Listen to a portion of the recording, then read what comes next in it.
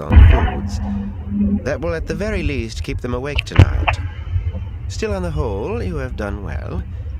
I'm sure you will think ahead in future. Cool as you please, she strode back to her own fire before he could say a word, leaving him staring. Had that been the whole of it, though, the bloody daughter heir thinking he was one of her subjects, and her and Nynaeve tight-lipped around Van Dien and Adelius, had that been all, he would have danced a jig.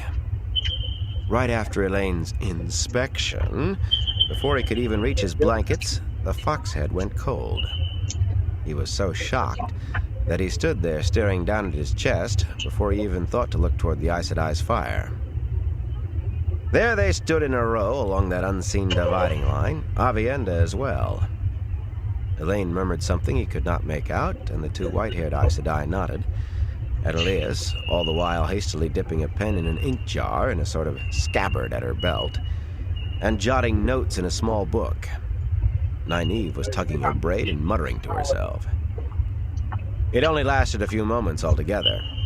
Then the chill faded, and they returned to their fire, talking softly among themselves. Now and then one of them would glance in his direction until he finally bedded himself down. The second day they joined a road, and Jaem put his color-shifting cloak away. It was a broad stretch of hard-packed dirt, where sometimes an edge of old paving stone still showed, but the highway did not make travel that much faster. For one thing, it curved through increasingly hilly forest.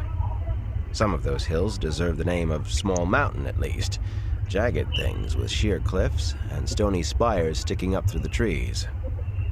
For another, a thin yet steady stream of people drifted in both directions, mostly clumps of grubby, blank-faced folk who barely seemed to have sense to step out of the way of a farmer's high-wheeled ox cart, much less a merchant's train with its canvas-topped wagons clipping along behind teams of 6 or 8 horses.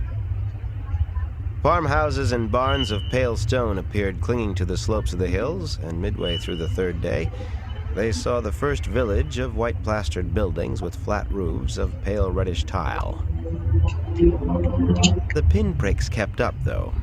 Elaine continued her evening inspections when he told her sarcastically that he was glad she was pleased in the second night's camp beside